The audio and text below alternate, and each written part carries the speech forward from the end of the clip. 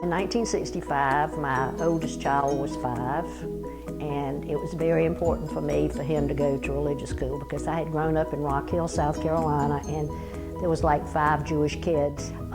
He cried because he did not know any of the children, and so the teacher at that time, there were no such thing as madrachim. She said, I could actually use an extra pair of hands if you don't mind staying and helping me.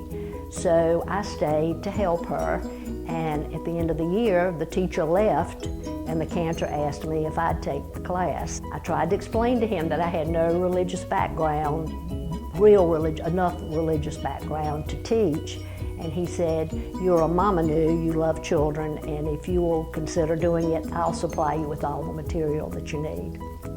And the rest is history, I'm still here.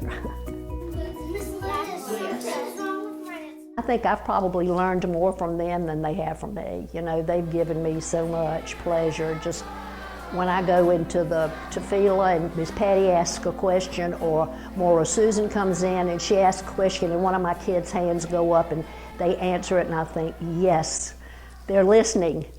You're going to write your prayer and you're going to send it to the wall on the side. Favorite thing that I do is making our Torahs, and I know several years ago, one of the confirmation classes, some of the kids that had been in my class walked down my aisle carrying their little Torahs that they made, and it was just so moving for me to think that they still had them. And I've had parents tell me, oh, we've got a special place in their room where they keep their Torah that they made. So that's probably one of my special things that I do. A is for animals. These are the animals that are in Israel. They say that time goes by fast when you're having a good time, so it's definitely true because it does not feel like it's been 50 years.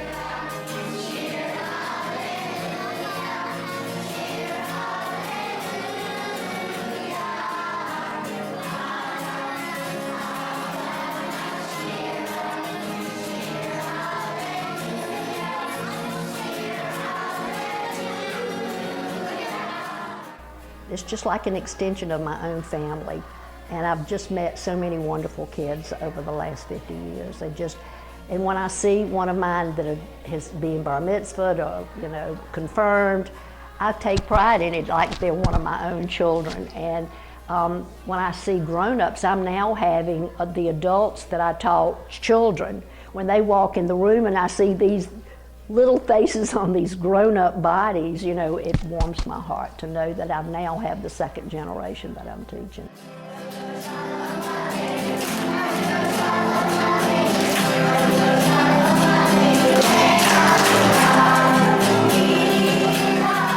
Well, this has been one of the greatest things that I think that I've ever done for me, and I hope for the children that I've taught.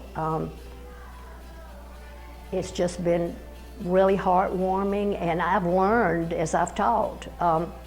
Like the cantor said, he supplied me with all the materials that I needed, and I've had to study in order to teach them, so it's made me a better Jew. And if I've passed on just a small portion to these children that I've taught over the last 50 years, it's all been very worthwhile. Well, somebody asked me if I was retiring, is that why they were honoring me? And I said, well, I hope they don't know something that I don't know. I'm really embarrassed with all of it because the 50 years has been my reward. And I do appreciate it, but you know, it really was not necessary. I'd just like to be invited to come back next year.